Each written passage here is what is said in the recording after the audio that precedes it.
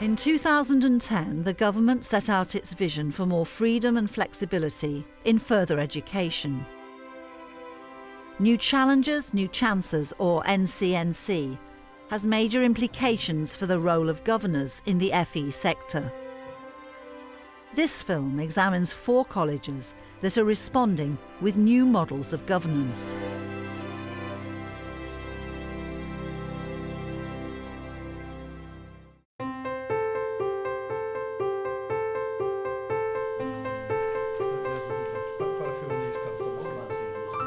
What is different about this is the fact that we're able to bring different organisations together under the umbrella of one parent company, all working to the same vision. City College, Norwich, has been the driving force behind a federation of Norfolk educational institutions. Transforming Education in Norfolk, or TEN, is a parent company that cements partnerships between the college and other educational institutions in a more formal way. The federation was established in September 2012 and has its own board of trustees. It is a holding charity, and I think that's the easiest way to explain it. It is a holding company in that it holds or controls academies, UTC, and the college. And its prime function is to organise the strategic development of the group. There was 2 real main thrusts behind the federation. One was to increase educational success rates, enhance opportunities for young people to have better progression opportunities, get into work, etc., etc. But secondly, we wanted to do it in a much more effective and efficient way financially. The turning point came when colleges were given freedom. We could change the constitution of the college, and thus we could form a group. The college, for the first time, could be owned by an outside entity, i.e. Transforming Education in Norfolk. So Transforming Education in Norfolk controls the college. It has the right to appoint the majority of governors. For the governors of City College Norwich, we felt that we've taken a small leap of faith really, because clearly we've lost some ability to control the makeup of our own board. But the way we view TEN is more of a family, so we're not threatened by them. We're working in partnership with them. The principals and heads of those organisations come together and work as a team.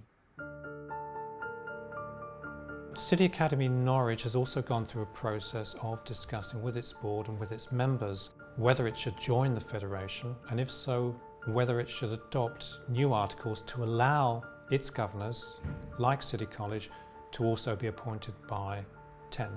And City Academy agreed that in the summertime. Norfolk Academies, which is the body within which Wayland Academy is governed, has also agreed to make this change.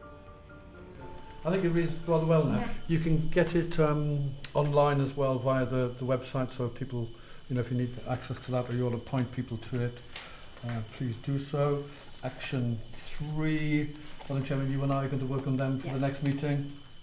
We set the curriculum overview, the strategic overview and the annual targets for the individual institutions. And they would have done those themselves hitherto. But what we can do is that we can set them across the group as well. We've already done some work with OCR and City and Guilds, and they've actually mapped one of Guardline's technical challenges they've given us against the EBAC subject. So it allows us to have a single model of governance across college and academies, because TEN sets the governance model.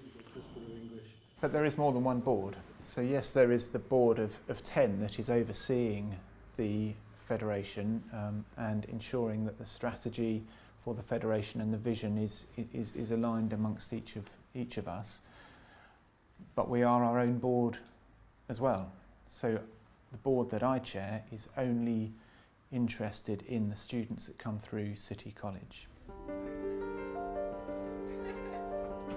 All non-teaching activities and all the employees that go with it from all the entities have been put into a new company and provide services to all the educational establishments. Norfolk Educational Services are the shared services company that provide us with our finance support, IT support, HR support and a number of other support services. By pooling resources, the individual partners of the Federation can achieve not only value for money, economies of scale, but also ensure that the services were consistently at a high level across all the partner institutions. We've already saved on the college's insurance bill £40,000, and we added Wayland on to that very recently, a few weeks ago, and saved another £15,000. So you're looking at over £50,000 of savings just on 2 insurances. We've taken all of the back office functions out of the educational institutions. And I think what that's meant for governance is the fact that governors can really focus in on teaching and learning. We're creating a federation of institutions that are delivering what our community is needing. It's about making better educational outcomes for people in Norfolk.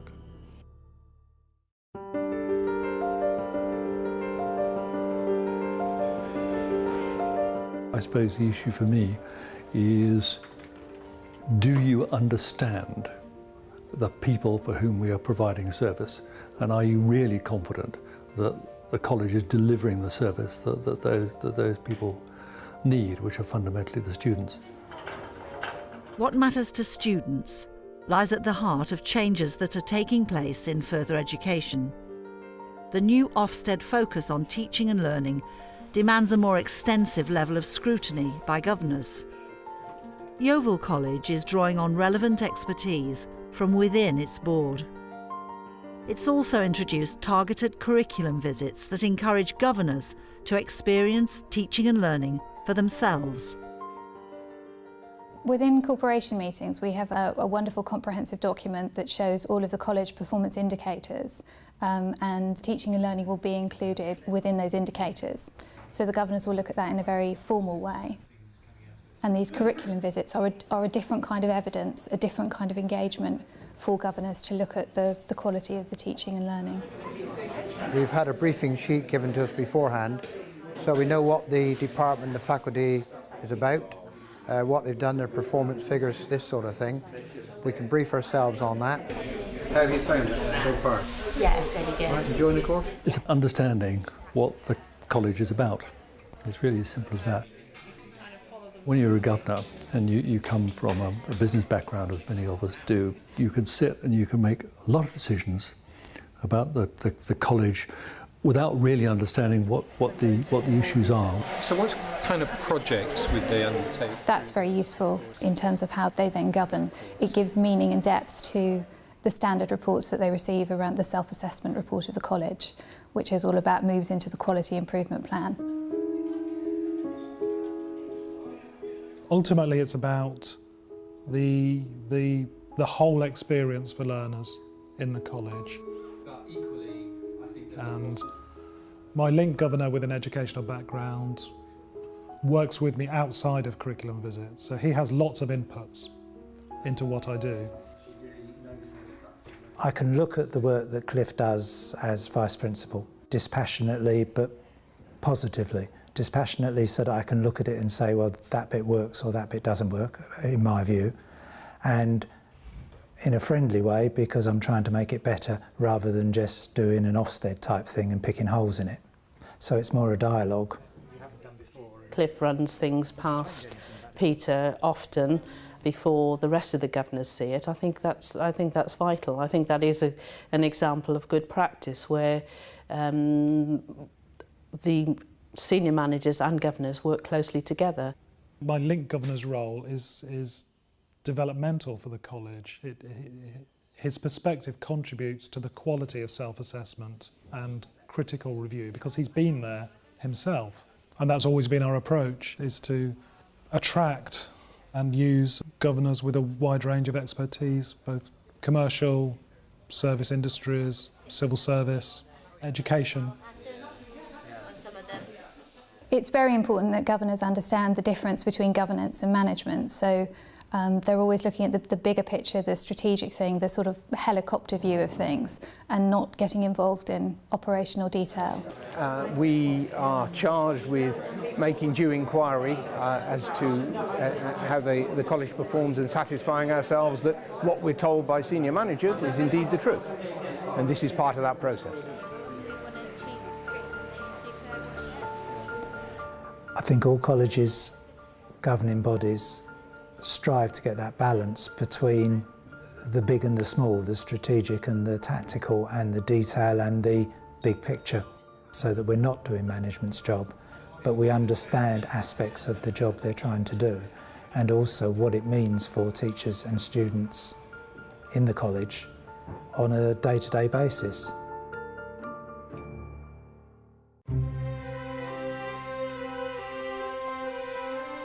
There is a sense of, right, we're going to do things a different way now. We're having a new focus, which is very much around teaching and learning, very much about understanding what it is the expectations are of the community we serve and how we weave that in as a united body. At Carlisle College, a fundamental restructuring of the corporation board is taking place. This innovative model for governance relies on a new level of participation by all governors. One of the interesting things about the New Freedoms was that it recognised finally that one size does not fit all, and that as a very small college we can have a different governance framework to a much larger regional college. So the board put together a governance review working group to consider all the options and put forward a series of recommendations on proposals for changes. When we first got together as a working party, the first 10 minutes, we said, well, things are working pretty well, aren't they? You know, and people were pretty happy. And then someone talked about a different governance structure, for example, in the NHS.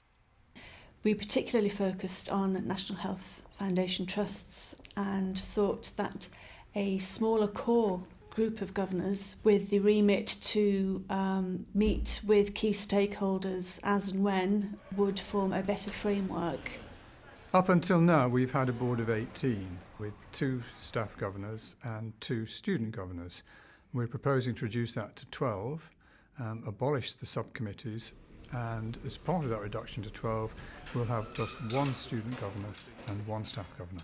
It was very clear from our annual self-assessment that 18 was far too large a number to enable all governors to engage effectively in the key areas of the corporation's business. So the decision was taken that a smaller group would be able to form that key core of governors in order to undertake the business of the corporation effectively. We've got the indicative allocations through from the SFA at the moment, and our funding is being cut based on sort of 11-12 activity. If you have subcommittees, there is a tendency for governors to start specialising in that particular activity or those sets of issues, and we didn't want that. We wanted every governor at every board meeting to be as fully engaged as possible with all of the issues. What will happen is that instead of teaching and learning, for example, being a committee, everyone there will discuss teaching and learning. So that's a huge change. Moving from a larger board to a smaller board will enable us all as governors to focus more on working with stakeholders, working with students. Also, if you're going down to 1 student governor and 1 staff governor, we need to look at other ways of talking to and consulting with staff and students. As a board, you can't do everything, but I think the idea behind focus groups is that it enables you to come up with the right feedback to enable the board and the senior management team to make the appropriate decisions and take the policy forward. Do you have a sense that, you know, if you're paying for this, even if it's via loan, that you would expect something more? Well, the facility, you have the ability to come and see the facilities before you join the course anyways, so if you haven't, that was your choice. The good thing about the information from focus group is that the governors are there, they're hearing it themselves. We're able to ask the students questions, and so it's real and it feels like real information. Okay, and if you just do it as this one full package, but you can pay back into it straight away if you've got the money to pay back into it straight away. If not, then you don't. So. Having spoken with key stakeholders, those governors would be able to take that viewpoint back to a full meeting of the corporation. We were quite astonished at the response of the learners, and the main thrust of what they were saying was that because we're mature students, we are pretty well motivated, we know why we're here and what we're doing, we're happy to take on a loan of £1,000, crack on with it. Rather than information just going to one committee or another committee, all information will go to the board as a whole, which should guide their strategy, debate and thinking on what they should do to drive the college forward. In essence, a smaller board that enables a very deep dialogue with a broad stretch of understanding across all aspects of what the college does and direct engagement with stakeholders is a winning mix. The idea is that decision-making, big issues can be looked at in a much more holistic way.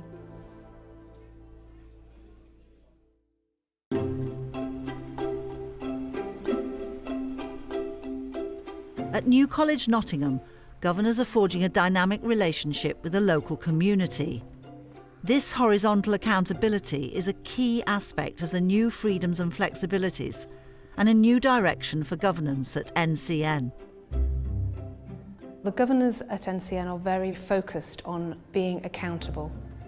They are very aware that they need to be demonstrating that the college is meeting the needs of its community and actually delivering the skills and the workforce of the future.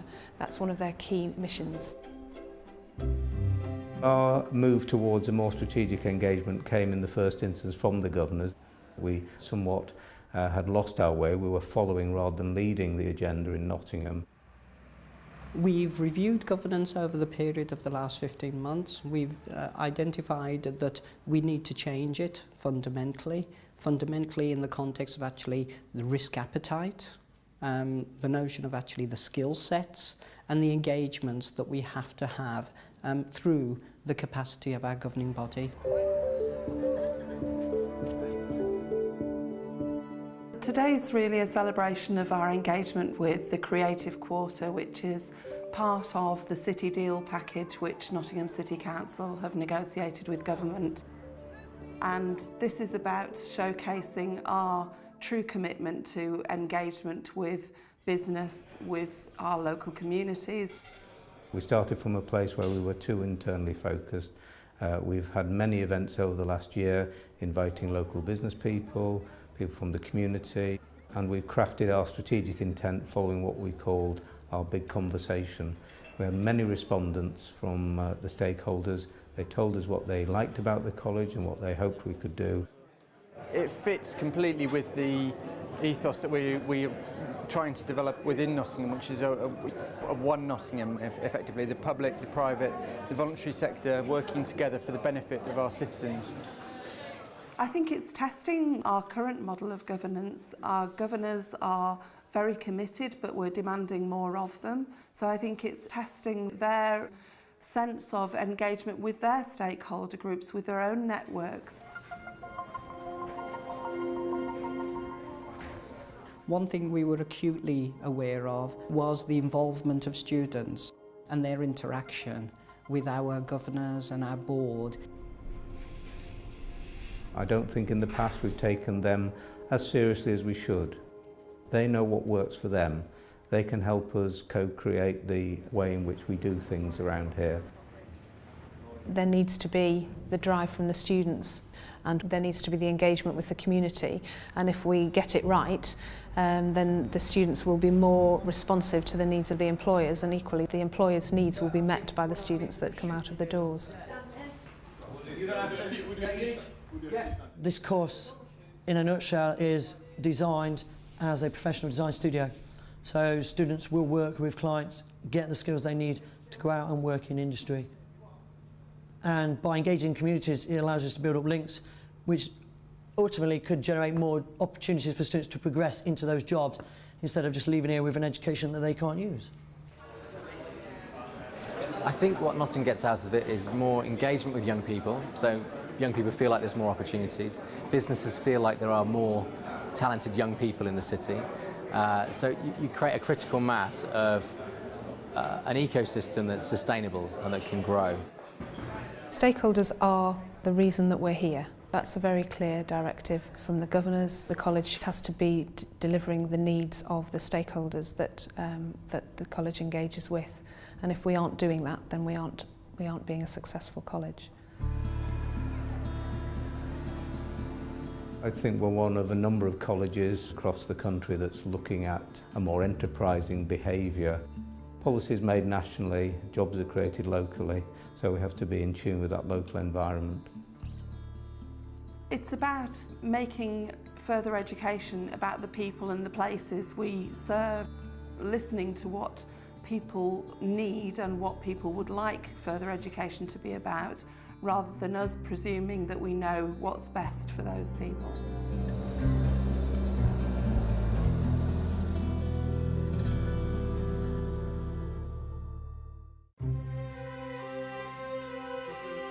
New freedoms and flexibilities are changing the landscape of governance in the FE sector. In all 4 colleges, the role of the clerk is central to the transformations that are taking place. I work for the governing body rather than for the senior leaders of the college. I'm separate from the management structure. I have to be independent, and my focus is always on whatever is in the best interest of the corporation. Governance is a dynamic and evolving concept in further education. So I see the role of clerk as supporting and driving and advising governance in college as also being dynamic and changing. Well, I think for clerks in general, we had a very secure structure. It was a very simple structure that we worked within before. That structure has completely been deconstructed, and we're now working under general company law and general charitable law. My own personal view on this is that the more that clerks are aware of company law, of the models within private companies, the more they can start to be aware of some of the opportunities that may open up in terms of governance. Now we not only have to be able to interpret governance, but we also have to generate governance ideas and concepts. I think the role has changed significantly now to be about how to enable good governance. And a clerk's role is absolutely crucial in making sure that the governance and the management works in such a way that there is that harmony, that there is that single direction. Clerks are now expected to think in a more dynamic way and to not to force or even to lead their governing bodies into changing things about their governance structures that they don't want to, but to be aware, to be researching that those options are out there. The clerk is important because the board is important, and if the clerk is doing their job effectively, then the board should be working effectively. So I think there is a direct correlation there between the effectiveness of the clerk and the board, and therefore the college. At the 4 colleges we have examined in this film, new and different kinds of governance models are emerging. I think the new challenges, the new freedoms, have generated a context within which colleges can start to imagine alternative ways of developing, alternative forms of governance. As a result of such a major shift in policy within further education, corporation boards around the country are rethinking the way they govern. The new freedoms in general and how they fit together with the governance code, it's a good opportunity for governors to look at themselves. It improves self-assessment and quality improvement processes. I think we can much more readily respond to agendas as they change, rather than waiting for a government directive about how we must change in response to that. It's about recognising the importance of being able to have an oversight on behalf of the community at large for an institution and taking that commitment seriously.